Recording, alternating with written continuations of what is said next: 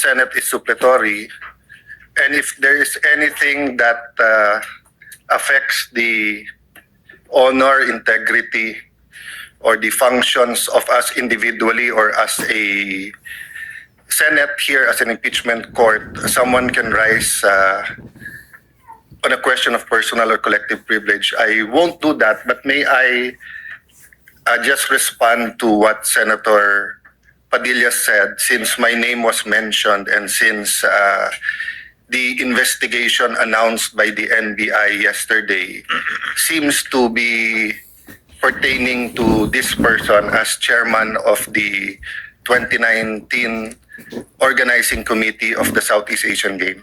May I, maybe in the form muna of manifestation, unless the presiding officer, Senate President, thinks that I should elaborate on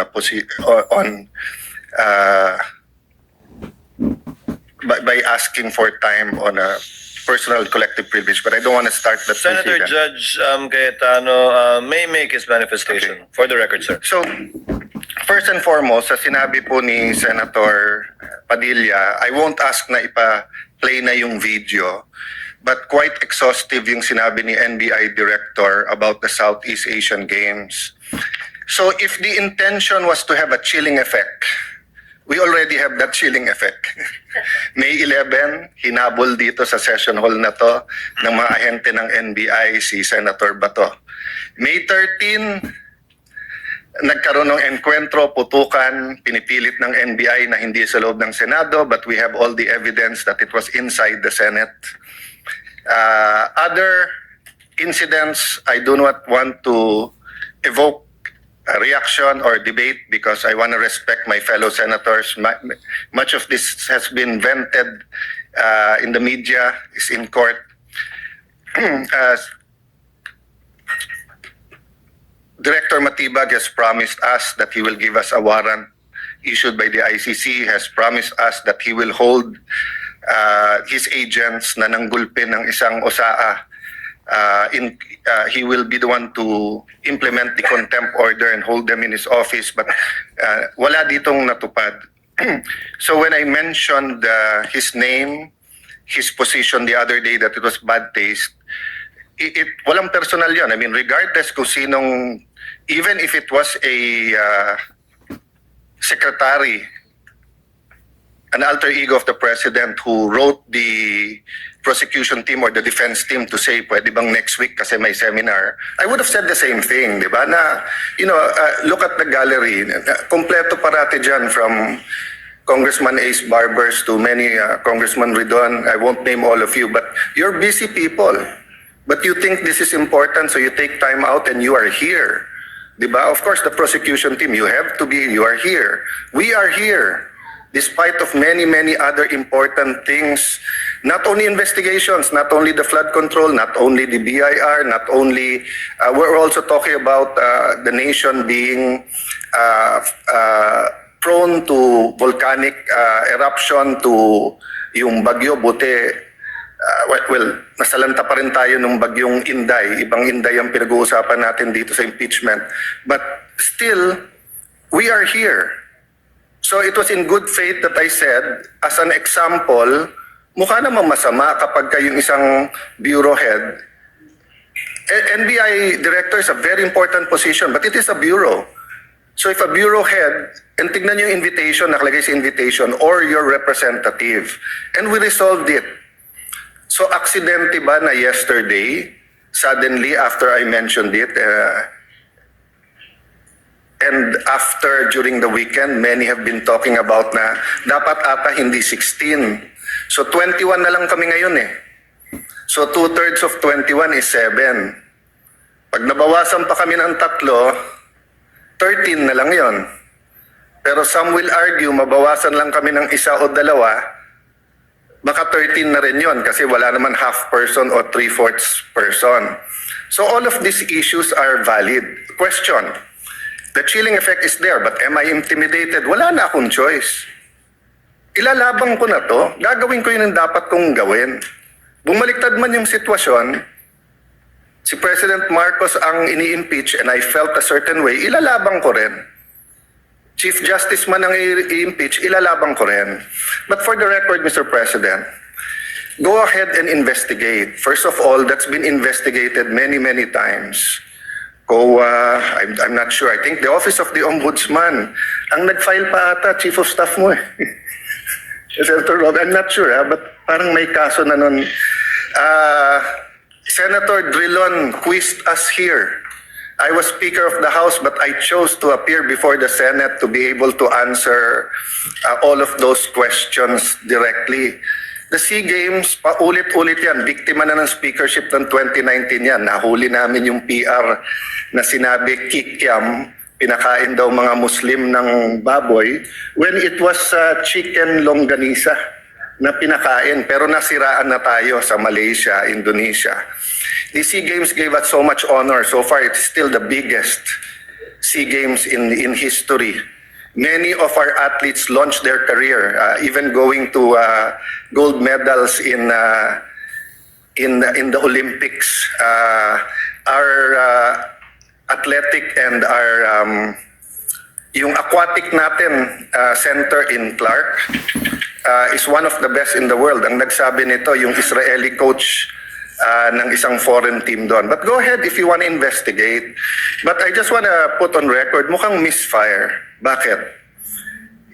Yung sinasabi niyang infrastructure na walang bidding, first of all, the procurement law has many modes of procurement. So don't make it appear sa public na just because walang bidding, may anomalya na to. Okay. Secondly, bakit ko sinabing misfire? Hindi po sa I'm referring to director ng NBI Matibag. I had nothing to do with the infrastructure. The chairman of the committee. In fact, I had to resign from the DFA because I was running for congressman during that time. So dun sa sinasabi ni Director Matibag na may congressional insertion to fund it, it's definitely not me because how could a non-member of the Senate or non-member of the House insert anything? Okay. Dun sa sinasabi niyang infrastructure, it was done by the BCDA. The chairman of the BCDA is one of the closest advisors of the president now. The president of the BCDA is one of the closest advisors and is a secretary now. And he said, medyo kaduda tong kumpanya na nanalo walang bidding. If I'm not mistaken, it's the same company who's making the City Hall of Pasig. Yeah? So, I mean, if they want to investigate, go ahead. But by mentioning the organizing committee of the SEA Games, ako po chairman nun. At paninindigan ko po na napakaganda nung nangyari doon. At kung may anomalya, ako unang magagalit. So, go ahead. But my point, Mr. Chairman, honorable members of the court, sa prosecution, to be fair sa prosecution at marami akong kaibigan, I've never felt any intimidation from any of you. I mean, you've continued to be either friends or for those who are former friends but friends. I mean, I don't know if nagkamali lang ako but on the first day, I nodded ng konti kay Senator De Lima. Gumanon din siya. Hindi ko alam kung na-acknowledge because we were friends once upon a time and this is a court. We owe it to each other to be professional, di ba? So wag tayong pumayag na someone like Director Matibag would do that. My point, Mr. President, Mr. Presiding Officer, he could have not announced it and investigated. Imbestigahan mo, tingin mo may mali, imbestigahan mo. But it is unfair to me and unfair to the court that kung kailan siya patatawag siya sa Monday, intimidate mo ako, hindi kita tatanungin sa Monday dahil mag-a-announce ka na iimbestigahan mo. Tapos sasabihin mo may insertion, tapos sasabihin mo hindi liquidated po lahat yun. So, let me talk of unfairness. Hindi ba unfair? Kung ako, babalik na rin ko, sasabihin ko, inimbestigahan ko na rin kahapon eh. Ang sabi sa akin, mainit ang ulo ni Director Matibag kasi may contractor na daw yung binigay na lupa para sa NBI at gusto niya sarili niyang contractor. So, would that be fair to him? No. It would be a marites accusation. So, that's the same thing he announced yesterday. A marites accusation towards me that affects this court because I am now a senator judge. So I hope this is the last time that I'm going to have to speak about this. But definitely, we've been speaking about this, binabawasan talaga kami. Iniisa-isa, even yung mga vlogger na malapit sa administrasyon, sabi, 2 down, 3 down, may kasunod na. Di ba? So, Mr. President, I want this impeachment to be a test that the 1987 Constitution works. And that despite political differences, the prosecution and defense, I saw them after the first or second day, nagkakamayan kayo, nagkakamustahan. After the first or second day nung mainit na baliktaktakan dyan sa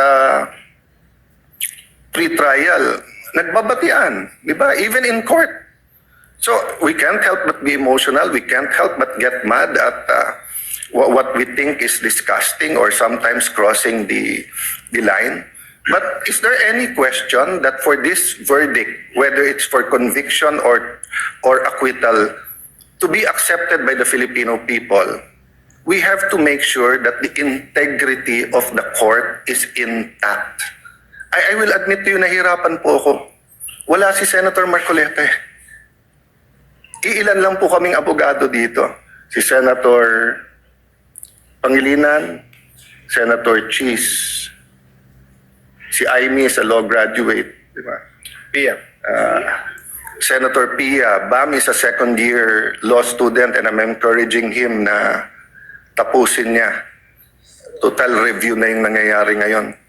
But it's not easy. 24 lang kami, nabawasan na ng 3. So I hope this issue of the integrity of the court becomes an issue for all of us.